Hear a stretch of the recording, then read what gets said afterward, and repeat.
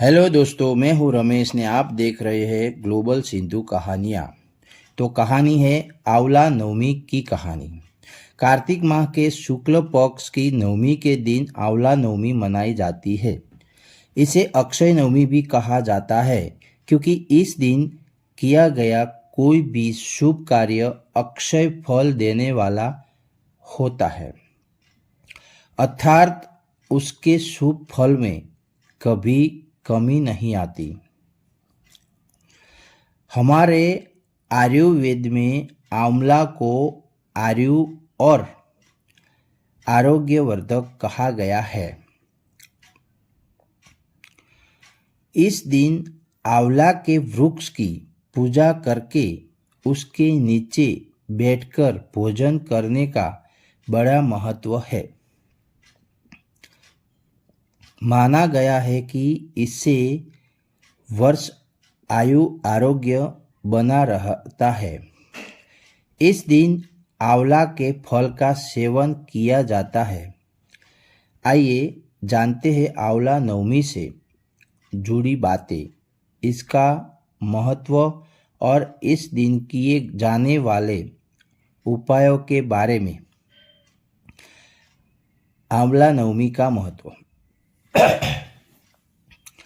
आंवला नवमी का महत्व इसी बात से समझा जा सकता है क्योंकि इसी दिन द्वापर युग का प्रारंभ हुआ था, जिसमें स्वयं भगवान श्री कृष्ण ने जन्म लिया था। आंवला नवमी के दिन ही भगवान श्री कृष्ण ने वृंदावन गोकुल की गलियां छोड़कर मथुरा प्रस्थान किया था। संतान और पारिवारिक सुखों की प्राप्ति के लिए रखा जाता है व्रत। इस दिन उन्होंने अपनी बाल लीलाओं का त्याग करके कर्तव्य के पथ पर पहला कदम रखा था। इसी दिन से वृंदावन की परिक्रमा भी प्रारंभ होती है। आंवला नवमी का व्रत संतान और पारिवारिक सुखों की प्राप्ति के लिए किया जाता है। यह व्रत पति पत्नी साथ में रखे तो उन्हें इसका दुगुना शुभ फल प्राप्त होता है। आंवला नवमी के दिन स्नान आदि करके किसी आंवला वृक्ष के समीप जाए, उसके आसपास साफ सफाई करके आंवला वृक्ष की जड़ में शुद्ध जल अर्पित करें। फिर उसकी जड़ में कच्चा दूध डालें। पूजन सामग्रियों से वृक्ष की पूजा करें और उसके तने पर कच्चा शुद्ध या मौली 8 परिक्रमा करते हुए लपेटें। कुछ जगह 108 परिक्रमा भी की जाती है।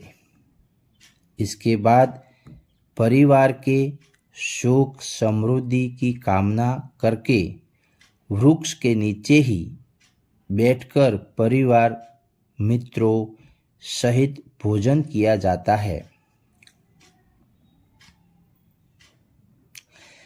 आंवला को वेद पुराणों में अत्यंत उपयोगी और पूजनीय कहा गया है। आंवला का संबंध कनकधारा स्रोत से भी है। आंवला नवमी और शंकराचार्य की कथा।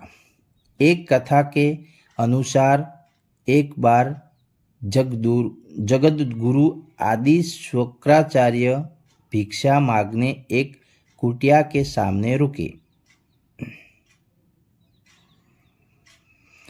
वहाँ एक बूढ़ी औरत रहती थी जो अत्यंत गरीबी और दयनीय स्थिति में थी। शंकराचार्य की आवाज़ सुनकर वह बूढ़ी औरत बाहर आई। उसके हाथ में एक सूखा आंवला था।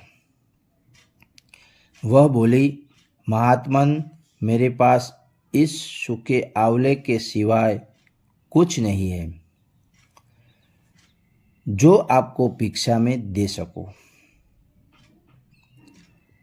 शंकराचार्य को उसकी स्थिति पर दया आ गई और उन्होंने उसी समय उसकी मदद करने का प्रण लिया। उन्होंने अपनी आंखें बंद की और मंत्र रूपी 22 श्लोक बोले। ये 22 श्लोक कनकधारा स्रोत के श्लोक थे। महालक्ष्मी ने दिव्य दर्शन दिए। इससे प्रसन्न होकर माँ लक्ष्मी ने उसे दिव्य दर्शन दिए और कहा कि शंकराचार्य, इस औरत ने अपने पूर्व जन्म में कोई भी वस्तु दान नहीं की। ये अत्यंत कंजूस थी और मजबूरीवश कभी किसी को कुछ देना ही पड़ जाए तो यह बुरे मन से दान करती थी। इसलिए इस जन्म में इसकी यह हालत हुई है। यह अपने कर्मों का फल भोग रही है, इसलिए मैं इसकी कोई सहायता नहीं कर सकती।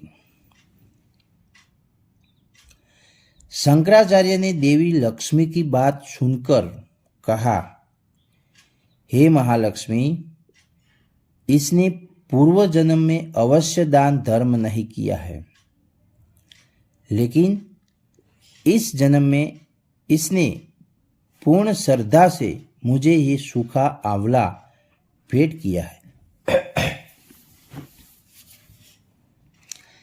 इसके घर में कुछ नहीं होते हुए भी इसने ये मुझे सौंप दिया। इस समय इसके पास यही सबसे बड़ी पूंजी है। क्या इतना भेंट करना पर्याप्त नहीं है?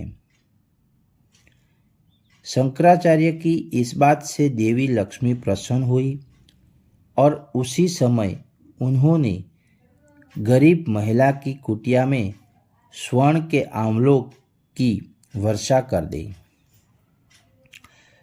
तो दोस्तों, ये थी हमारी कहानी। तो अच्छी लगे तो लाइक, शेयर, सब्सक्राइब जरूर कर देना।